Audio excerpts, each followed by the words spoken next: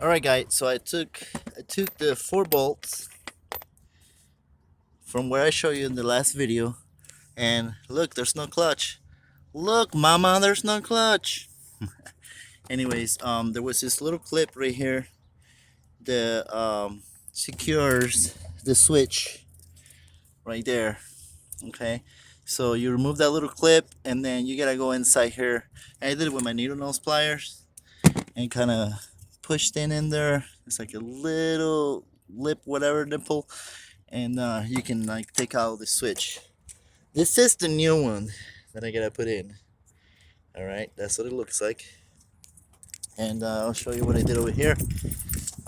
Okay, so I used the drill bit because it was pretty tough in there, and I removed it.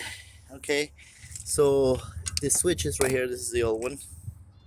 All right, he goes attached right here, so that you see how easy it is just to take this out instead of doing it from the inside, because you need to use an Allen wrench to do that screw right there.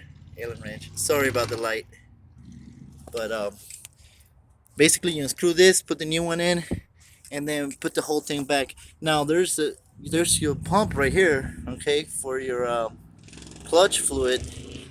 You don't have to disconnect anything. All right, just pull it out just like that. You don't have to take the whole thing out. I mean, you could, but why for if you can work over here? It's kind of easier this way.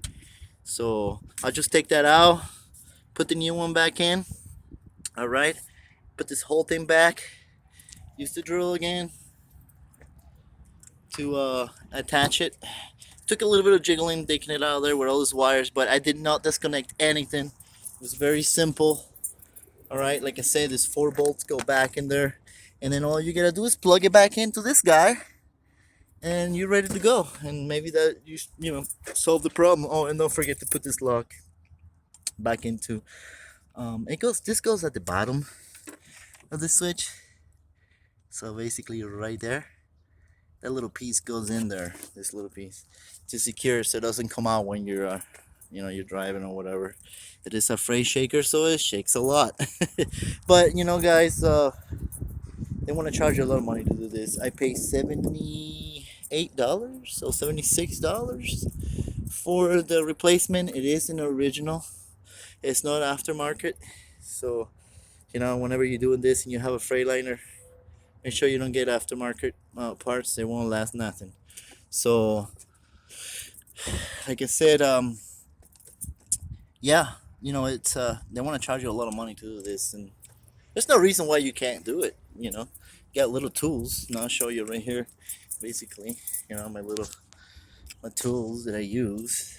Basic tools. Okay. All right. I'm gonna get a nice little tool bag or something to put them together. Especially in the winter, it gets a pain in the butt when everything's too cold. But this is what I can keep all my tools. Okay. Gotta have them. So it's part of being a owner operator, and it's also